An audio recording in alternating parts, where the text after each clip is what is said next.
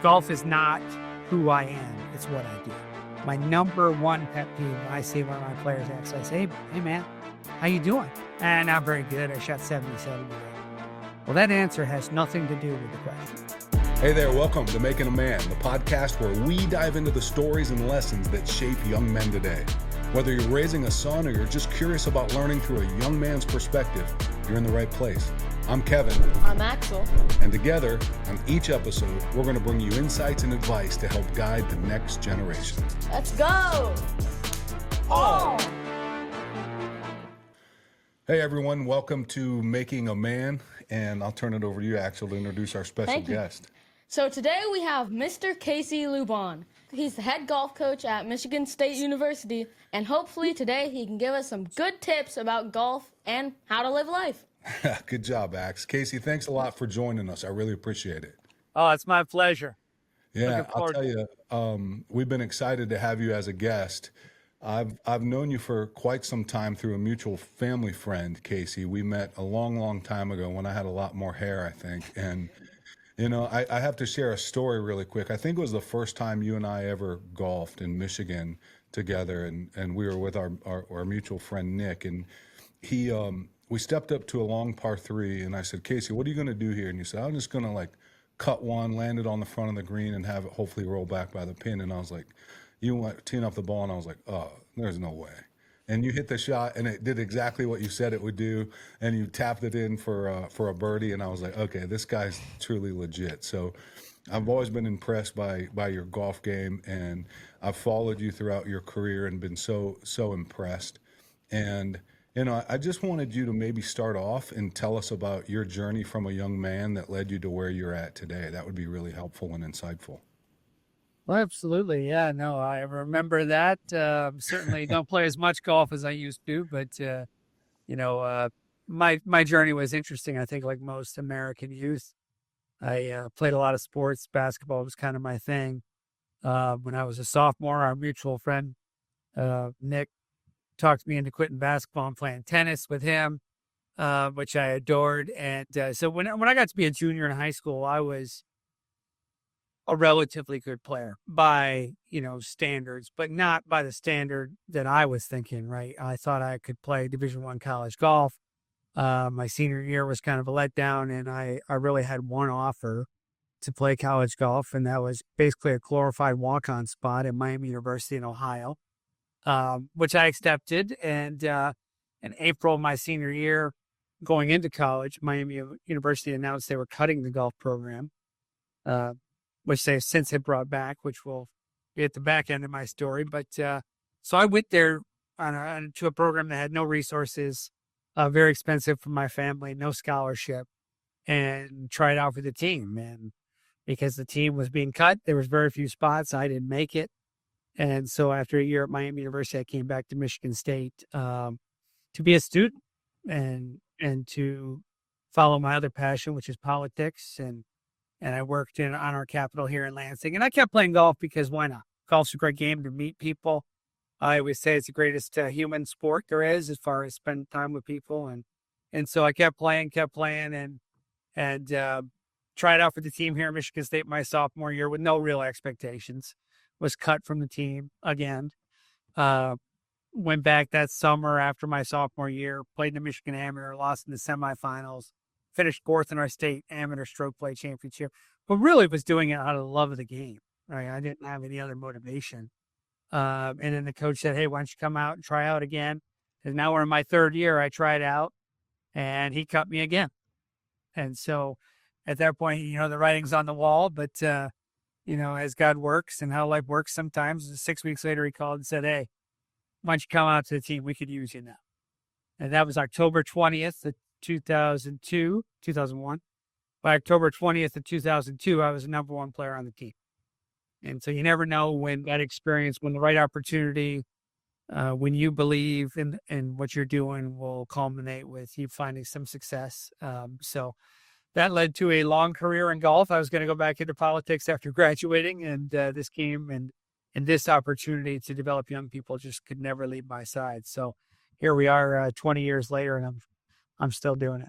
Man, good for you. That is a unbelievable story of perseverance and just always sticking around and hanging around the hoop and never giving up on what you know you want to do, right? Absolutely. Always show up, right? Always show up Yeah. is kind of a thing we talk about with our young people and my kids who are 12 and 14. Yeah. Always show up. Good things might happen. Just show up. That's half the battle, right? It is. And then you went on to coaching. What led you into that? Where did you go from there? Yeah. So when I graduated, my coach at the time, assistant coaches weren't really a thing at that point. The industry hadn't grown to that level. They were just starting. So he said, hey, why don't you be the assistant coach? Get your graduate degree and be our assistant coach. It's a 9-month deal. I said, kind of got some connections. I want to go into politics. I want to do some other things. And he really talked me into it. And the starting salary was $14,000 a year for 9 months. And we won the Big Ten my first year. We won the Big Ten my second year. I'm still making $14,000. My third year, I left coaching for a couple months because I just couldn't afford to eat basically on that salary. And then they brought me back. We finished second in the Big Ten. Then my fourth year as an assistant coach, we won the Big Ten again. And that's really when my career, took off. I got the head job at Miami University in Ohio, where I had started this whole journey. Yeah, full and circle. I was there 3 years and before I came back here. I remember that. And how long have you been at Michigan State now? I am 14 years. I'm on year 14 now. When I got the job, I was 29. So I was the youngest Division I, we call it Power 5 coach at the time. Yeah. And to be honest, I was the newest member of this coaching staff for 6.5 years until we hired another coach here at Michigan State. And now I'm the 5th most tenured coach, 14 years in. So, Time flies, right? It does. And, obviously, it's, I always say your dream job has bad moments. So when you talk about what do you want to do when you grow up and you want to live this dream, this was my dream from the time I was 22. Yeah. Doesn't mean it's not going to have bad moments, but it's still my dream job. And oh gosh, I couldn't be more blessed. Good for you. When, a big part of why we do this is to introduce Axel to people that have done interesting things and that have created some success in their career and have went through struggles and how they've overcome that. And I think you have a very unique seat at a table of looking at young men that are at an important time in their life when they're about ready to go into college.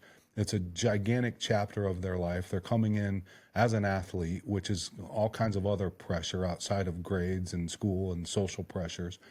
But when obviously someone that you're looking at to bring onto your team, they obviously have to be able to play golf at a high level, but Sure. What are some of the other important traits that you look for when you're recruiting?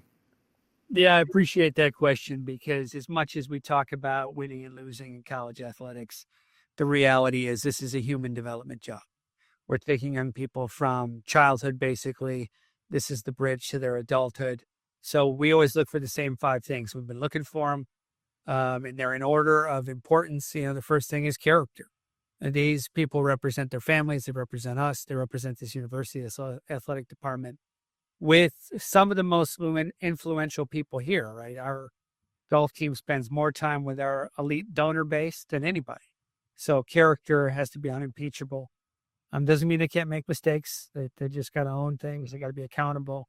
And tricky. It's tricky sometimes because character gets clouded by talent. Right? When you see talent, you want to believe in character, but you got to start with character. Next, they got to have a certain level of academic ability. And that doesn't mean they have to be a 4.0 student. They got to be able to do the habits, the work ethic, the details of academics, right? Generally, that means succeeding at the high school level. But even if they're not a 4.0 student, do they have the ability to do the academic workload? And are they committed to that? And our team gets a 3.5 cumulative GPA across all 9 guys. So certainly they have done that. And then we get at the golf piece, right? Have they had big time national tournament experience, right? Are they capable of jumping from being a top 50 player in America to being a Big Ten player, being a NCAA Division I player? And if they don't, which happens sometimes, do they have the potential? It's like baseball.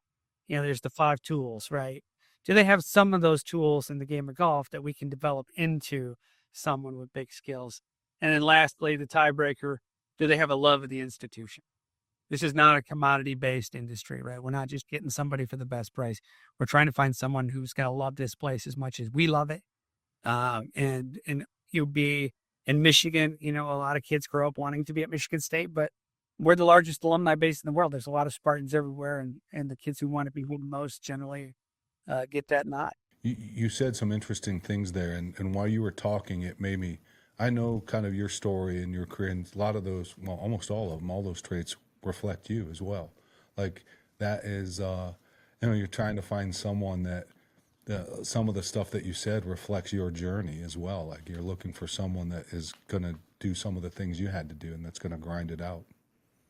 I appreciate that, Ken. It's certainly something. This is a relationship business. During the season, I'm going to spend more time with these young people than I am my family.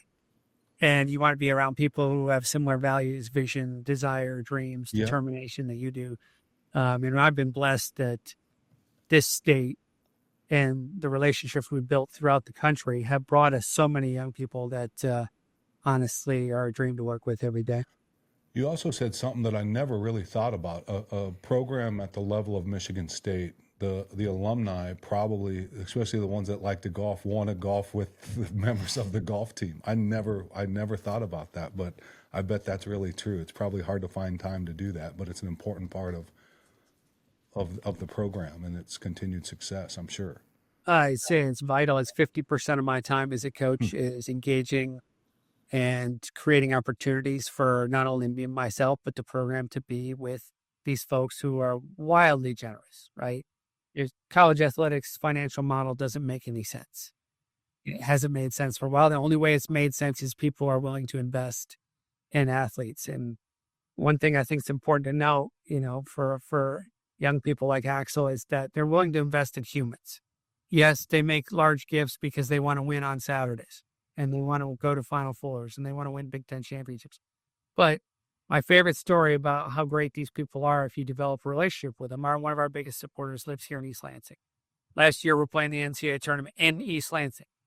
It's the final round. It's the most pressure we're going to feel all year. And he calls me about 2 hours before tea time and says, "Hey, you want to play golf today?" I said, "Hey, I can't play golf. We're playing the NCAA tournament right here, 2 miles from your house." He goes, "Shoot, man. Sorry, I didn't know that. Good luck." So why would he invest so much? Was he really that beholden to how we do on the golf course? No, he wanted to make sure we were going to build great young men who could be future leaders, and the golf was just a bonus. Yeah, that's a great story. Ax, I've been taking up the microphone. I know you have some questions you want to ask Mr. Casey. Give it to me, man. Mr. Casey, what would you say a typical day would look like for a college Division I golf player? Well, that's a good question, buddy. They're pretty busy. So we are in our off season right now, which is the only 6 weeks a year where they're not super busy. So I'll give you a normal day. Almost every day, our guys are going to work out between 6:30 and 7:30 in the morning. They're going to grab some breakfast. They're going to go to class from 8 to 1. Around lunchtime, they're going to get out, and then they're going to practice from lunchtime to dinner time every day, whether I'm prescribing them to practice or they're just doing it on their own. A good player will practice 50, 60 hours a week. And then they're going to go to dinner. And I would say 5 days out of 7, they're going to come back to the facility where I'm currently sitting, and they're going to practice until bedtime. Now, that's not great for everybody, right? Everybody needs to balance their life and find a good working model of what they need to do. But by and large, they're going to practice 8 hours a day, go to class 4 hours a day, study a couple hours a day, and then try to find time for food. And the most important thing they're trying to find time for in their life, and this is relevant even to you at 12, is they got to sleep. And this is the worst sleeping generation in history because of the rectangles. And, so fitting in 24 hours for them is pretty easy. It's going to be pretty full. And they don't live the normal college student life, right? They don't have time to go out on weekends and watch movies. They're busy doing this almost all year round. It's interesting when you want something really bad and you're living out a dream at a high level. It is the commitment. Everyone sees the success, but nobody really wants to talk about what it takes to do that. It's pretty amazing. It's such a lonely endeavor too, right? I mean, golf at its core is you and a golf ball on a golf course. So they do a lot of this in silence, which is is challenging, right? Especially when it's going poorly. But they love it and they have a passion. I love that answer. You want to ask another one on your list? I think I got like 2 or 1 more. Okay. So, what would you think is the best advice that you have for young golfers like me to get better? That's a great question. And me, and old ones too. Yeah, it's a great, but the answer is relatively the same. I mean, what we find between the great ones and just the good ones is the great ones pay attention to detail almost maniacally. They're fanatical about every little detail. They can almost be difficult at times because they are so regimented to tiny things. So a lot of us will just blow right by, right? We talk about all the donors that support my program, and I'm responsible for communicating with a lot of them on behalf of the university weekly. They are always the first one to get back to me. They're the first one to call me back. They're the first one to write a handwritten note. They don't miss many details in life. And if you're going to be a great player, especially when you start at 12, you want to turn and burn and rip it. But if you start paying attention to the little things that add up in this game, the easier shots you got to get up and down, learning how to play in wind, learning how each lie is going to affect the ball flight. The sooner you learn those things in life, the better you get. And so if it's your passion and you love it, get into the nitty gritty, and if it's just for fun, that's okay too. I mean, it doesn't have to be for everybody, but enjoy the nuances of the game, and the game will love you back.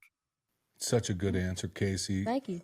I think a lot of times when I talk with Axel and some of his friends, it's like, it's not one thing that changes your life. Like they think something's going to happen miraculous. It's the little things that you do consistently over time, and it's the grind. It is like paying attention and being almost obsessed with the details every day, doing the right things, getting a little bit better every day until when you look back and you're like, wow, I can't believe over this year or two how much I've improved.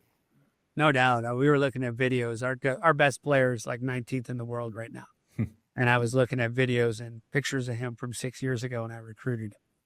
And, it's almost stunning for me to look back, but he did it a millimeter at a time consistently, and he went up and down like the stock market, but here he is. Yeah. Still a kid from Northern Canada. Now he's one of the best players in the world, playing in the U.S. Open this summer. So the journey is the fun part. That has to make you feel so good and proud, too, to watch that development that you were a part of. Absolutely. I mean, I've been lucky. We had a U.S. amateur champion in 2021, James Pyatt. Recruited him from the time he was 14 years old, right? Wow. And you watch him 8 years later win the U.S. amateur, playing the Masters, playing the U.S. Open, play on the LIV Tour for a couple of years. Ashton's kind of followed that model. But even if they're not great golfers, watching an 18-year-old leave this place and go out and be a husband and a father and a corporate citizen or an entrepreneur, it gives you the same joy, because when you first started interacting with them, they had no chance to do these things, and now they do it with ease. Yeah, you become really connected to these young people, and to watch them grow, it's like they're almost like your kids as well. Yeah, definitely. And that's what scares me about where the NCAA is going. Because winning isn't everything. It's very important to all of us who compete. But this is why I got into the business. I wouldn't have got in. It's only good times were when we won. Every business you have to compete, but I imagine since your time as a coach, recruiting and attracting the right caliber of person that you outlined has become even more competitive. Golf has become more popular. There's more people playing it, I assume. Talk to me about how competitive that is, to whittle it down to the choices that you have to make and then convince them to be part of the Michigan State family. I believe that's a massive undertaking. It is, and it's more difficult now because it's not just America. The world since 2012 has invested in golf. There's a lot of reasons we lose the Ryder Cup often, right? And some of the best players in the world are from overseas now. So you got, in a normal year, we'll get about 2,500 emails from people who want to be on this team. and we take 1 to 2 guys a year. So the first process is I try and get back to all 2,500 of those emails, which there's a staff of us that all do that. Second, so then you whittle that down to who's viable, who's got the grades, who's got the character, who's going to fit here at Michigan State. And that gets you to about 100. And then that's when the work starts. Is it competitive? Absolutely. I think it's competitive in a different way than people think. The pressure is not, recruiting is not done on the road. Recruiting is done building facilities, opportunities for these young people before they get here, so you have everything for them, and then it's making that connection with someone in the room. I've been lucky in the last 3 years. We haven't had a recruit really tell us no, but I also don't bring that many here. Once I bring somebody here, now it's my job to be authentic, be real, be honest about what this is and what I am and how they fit in and how mom and dad can play their role. Because when you do that up front, life gets a lot easier on the back end, right? I think we can tell a lot of young people a lot of great stories and half truths, but that only makes coaching harder. You know, I had a family in here yesterday that we're looking at him, but he's not at the top of our list. And that's hard to hear, but you got to say it right up front. Hey, you're a good kid, you're a good player, good family. You're not at the top of our list yet. But I mean, that connection in the room and all the resources, I'm sitting in a $10 million facility. That's where recruiting is competitive. Well, in some way, that's what you were told when you were in that kid situation. So you never know, for an individual like that, it's not over either, right? Like their journey, that something could open up for them that they never thought possible as well. Absolutely. And this game doesn't give you a time limit. Yep. Right. You know, there's 35-year-old rookies on the PGA Tour. There's Champions Tour players who are just hitting their stride for the first time. And there's 15-year-olds competing on it. There's no timetable to this game. It's come of confidence and timing. And so we try to do it delicately, but it's pretty hard to tell 250 to 300 people a year, no, I'm sorry, we can't take it. Yeah, that's challenging. Yeah. I could imagine. I think I just have like one more question. The two first were like pretty serious, but this one's just for fun. What would you think is your favorite golf course that you've ever played? Right. You know, it's a tough one, man. You're really challenging me. So I've been lucky. You know, I played the top 10 in America, 8 of the top 10 in the world. They all are different to me. And I'm going to explain my methodology here. There's great design, which I'm a geek about. I love good golf course design. There's great settings, like being on the ocean or being on the mountains or being in the woods. But mostly there's great people, right? Mm-hmm.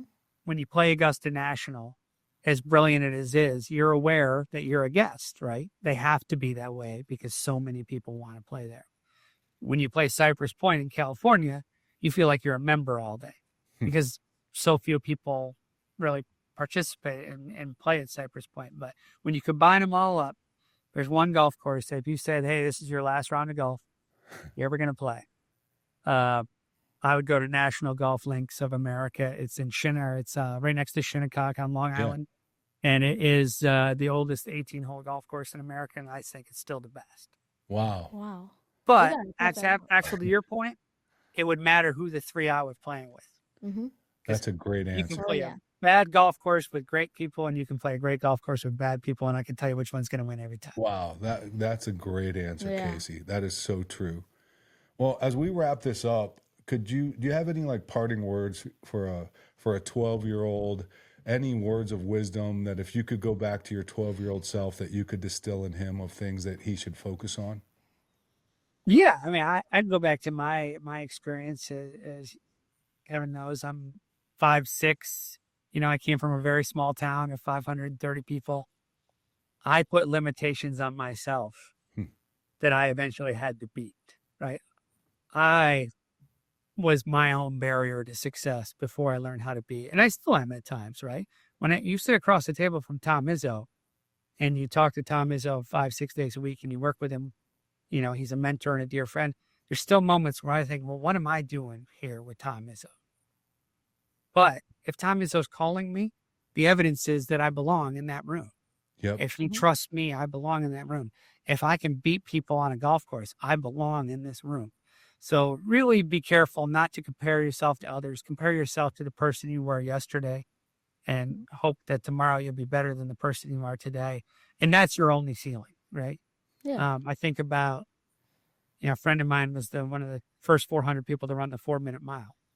He finally figured it out when he was the last one who said he couldn't do it. Right. And so don't put any limitations on yourself.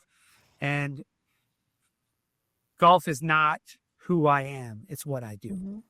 My number one pet peeve, when I see one of my players actually, I say, hey man, how you doing? And I'm very good. I shot 77 today.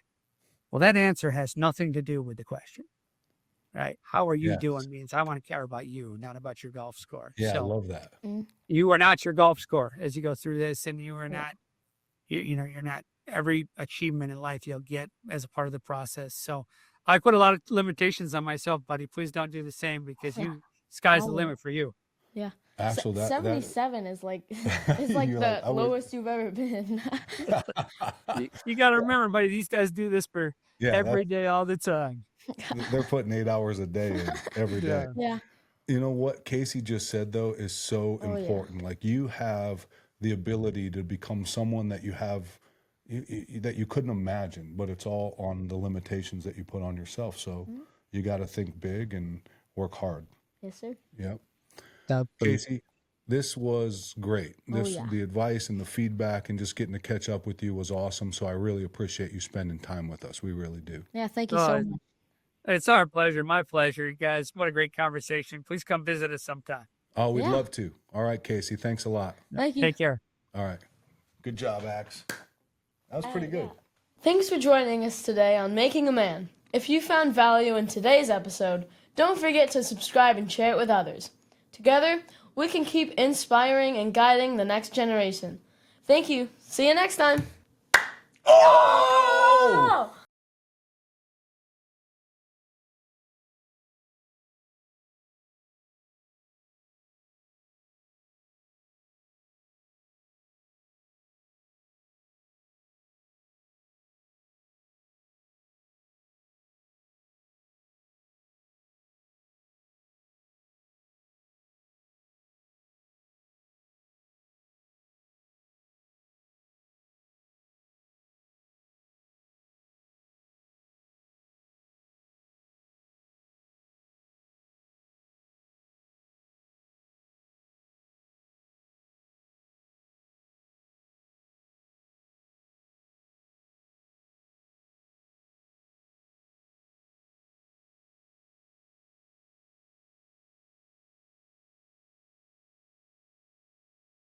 Golf is not who I am. It's what I do.